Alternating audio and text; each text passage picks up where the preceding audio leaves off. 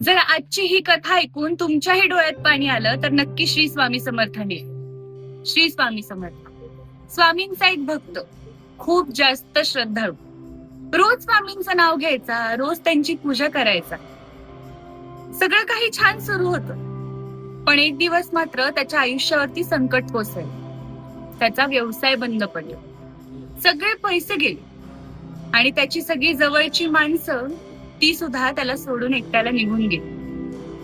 अर्थातच या सगळ्या गोष्टी घडल्यानंतर त्याला खूप वाईट वाटलं. तो खूप दुःखी होता. पण त्याचा विश्वास होता की त्याचे स्वामी त्याच्या सोबत आहेत. तो स्वामींना विचारायला लागला की स्वामी स्वामी मी तुमची इतकी आराधना करतो, इतकी पूजा करतो, मग तरी सुद्धा तुम्ही मला असं का दिलं?